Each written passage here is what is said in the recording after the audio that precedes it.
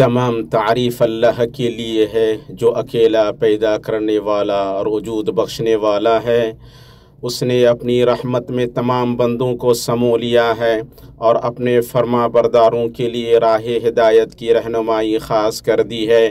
میں اس پاک ذات کی تعریف کرتا ہوں اور گواہی دیتا ہوں کہ ایک اللہ کے سوا کوئی معبود برحق نہیں، اس کا کوئی شریک نہیں، اور میں گواہی دیتا ہوں کہ محمد اس کے بندے اور رسول ہیں جن کے ذریعے گمراہی سے ہدایت دی اور بے راہ روی سے راستہ دکھایا۔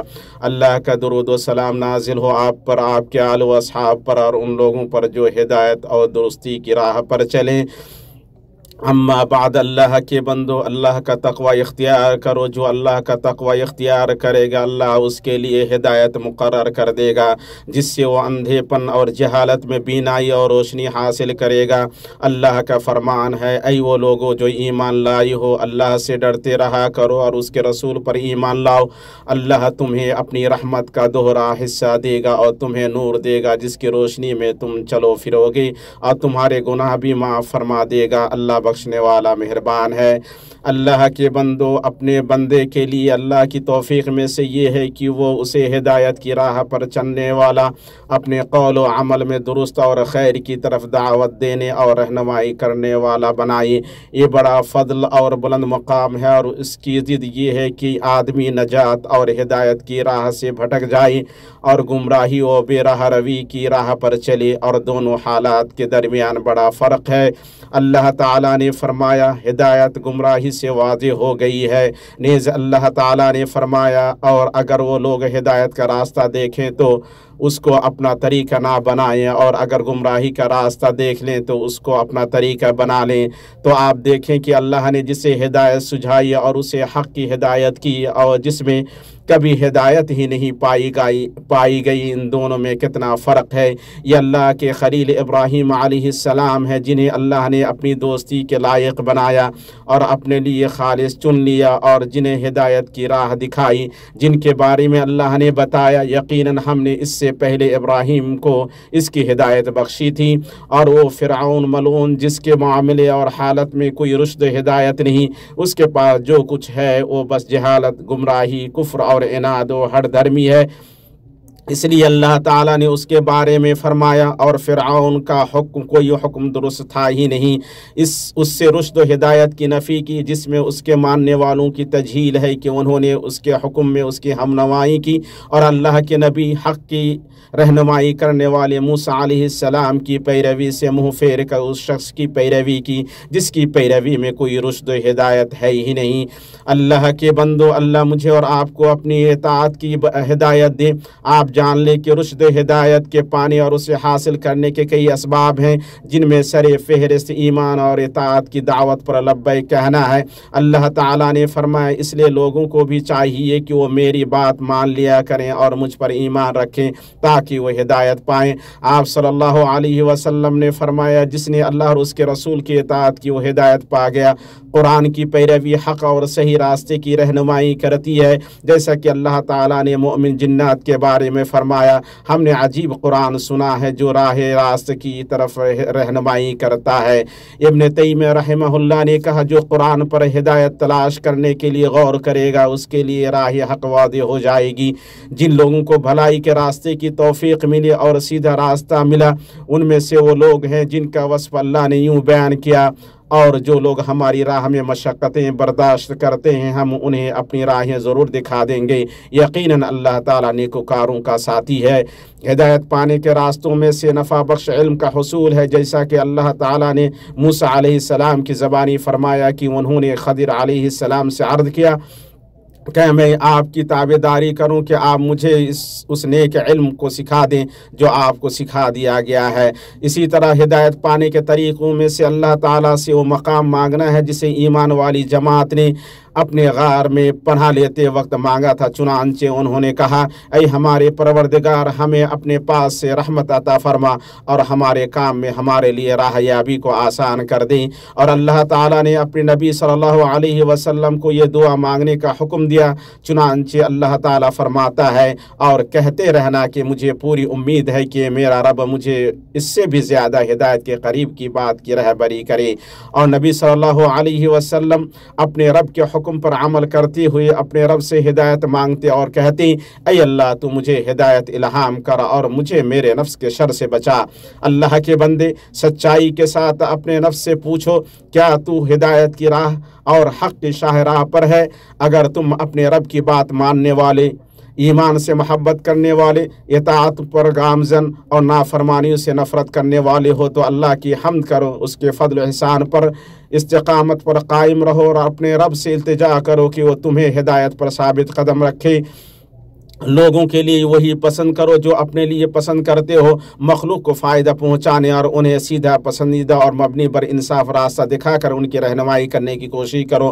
कितने खैर खा अमानतदार हैं जिन्होंने दूसरों के लिए नसीहत और हिदायत पेश की और उन्होंने अच्छा किया और फ़ायदा पहुँचाया। और इस कबील से उस शख्स का वाक़या है जिसने 99 लोगों को कत्ल किया। तो उस आलिम ने उससे कहा, कौन है जो तुम्हारे और तुम्हारी तौबा के बीच हाइल हो सकता है? फिर इसकी रहनुमाई की हो कि वो अपने शहर से दूसरे शहर की तरफ मुंतकिल हो जहाँ वो अल्लाह की इबादत करे। जब उस आदमी ने ऐसा किया तो रास्ते ही में उसकी मौत आ पहुँची और रहमत के फरिश्तों ने उसकी रूह कब्ज़ की। तो ये उस आलिम की रहनुमाई का कितना अदीम फ़ायदा रहा। इसी तरह इसकी मिसालों में से वकील इब्न जर्राह की वो हिदायत और रहनुमाई है जो उन्होंने उस शख्स के लिए की थी जिसने उनके पास अपनी हालत की शिकायत की कि उस शख्स ने कहा था, मैंने वकील से अपने बुरे हाफिज़ी की शिकायत की तो उन्होंने मुझे गुनाह छोड़ने की रहनुमाई की और मुझे बताया कि इल्म एक नूर है और अल्लाह का नूर गुनहगार को अता नहीं किया जाता है।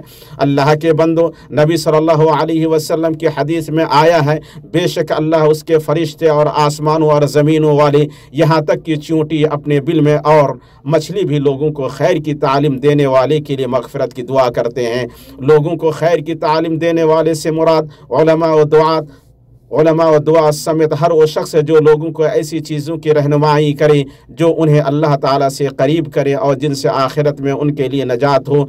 जैसा कि नफ़ा बख्श दुरुस, खुतबे, वसीयतें, मिसालें, रिसाले, किताबें, वाद व नसीहतें और ये सब रहनुमाई और हिदायत के बाब में दाखिल हैं।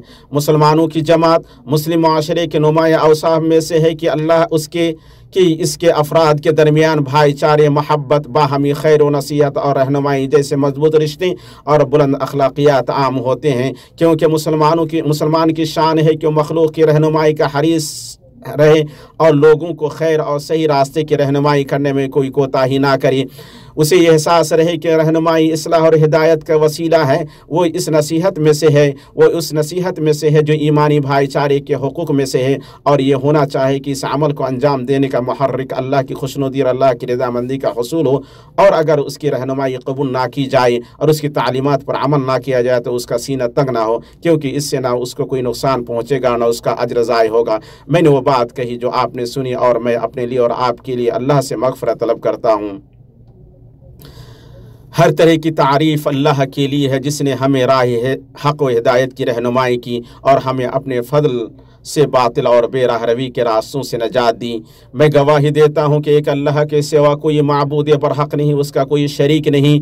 और मैं गवाही देता हूँ कि मोहम्मद उसके बंदे और रसूल हैं। अल्लाह दुरूद व सलाम नाजिल करे उन पर और उनके आल व अस्हाब पर। अम्मा बाद, अल्लाह के बंदो, एहसान व करम वाले अल्लाह का एहसान उस वक्त कितना अजीम है जब वो अपने बंदे के लिए ईमान को महबूब बनाए और उसके दिल में उसे मुज़य्यन कर दे, और जब उसके लिए कुफ्र, बदकारी और नाफरमानी को नापसंदा बना दे। अल्लाह ताला का फरमान है, और जान रखो कि तुम में अल्लाह के रसूल मौजूद हैं। अगर वो तुम्हारा कहा मानते रहें बहुत उमूर में तो तुम मुश्किल में पड़ जाओ, लेकिन अल्लाह ताला ने ईमान को तुम्हारे लिए महबूब बना दिया है और उसे तुम्हारे दिलों में मुज़य्यन कर दिया है, और कुफ्र को और गुनाह को और नाफरमानी को तुम्हारी निगाहों में नापसंदा बना दिया है। यही लोग राह याफ्ता हैं अल्लाह की तरफ से एहसान व इनाम के तौर पर, और अल्लाह दाना और बाहिकमत है। और जो लोग اور جو لوگ ان مومنوں کی خوبی سے محروم ہیں اور ہدایت یافتہ لوگوں کے راستے سے ہٹے ہوئے ہیں، وہ گمراہ ہیں اور ہدایت یافتہ نہیں ہیں۔ اس لیے جو اللہ پر سچا ایمان نہ لائے وہ ہدایت یافتہ نہیں ہے۔ جو حق قبول نہ کرے، اپنے رب کی نہ مانے اور اپنی خواہش کی پیروی کرے، وہ ہدایت یافتہ نہیں ہے۔ جو اللہ کی آیت کو جھٹلائے اور ان سے منہ موڑے، وہ ہدایت یافتہ نہیں ہے۔ جو حق واضح ہو جانے کے بعد بھی رسول سے دشمنی مول لے اور ان کے منہج کی مخالفت کرے، وہ ہدایت یافتہ نہیں ہے۔ جو روئے زمین پر نہ حق تکبر کرے، وہ ہدایت یافتہ نہیں ہے۔ اور جو دنیاوی زندگی اور اس کی زیب و زینت کو ترجیح دے اور اس کے لیے قد و کاوش کرے وہ اور آخرت سے غافل رہے وہ اور اس کے لیے عمل کرنا چھوڑ دے، وہ ہدایت یافتہ نہیں ہے۔ مسلمانوں، ہمیں محسوس ہو کہ ہم اپنے رب کے شدید محتاج اور ضرورت مند ہیں، اور اسی پاک ذات نے ہمیں راہ حق کی ہدایت دی اور ہمیں چنا، اور ہم اس بات کے محتاج ہیں کہ اللہ ہمارے تمام معاملات کی اصلاح کرے اور ہمیں دین پر ثابت قدم رکھے۔ ہم پلک جھپکنے بھر بھی اس سے بے نیاز نہیں ہیں، چنانچہ ہم ہمیشہ نماز وغیرہ میں یہ دعا کریں، تو ہمیں سیدھا راستہ دکھا۔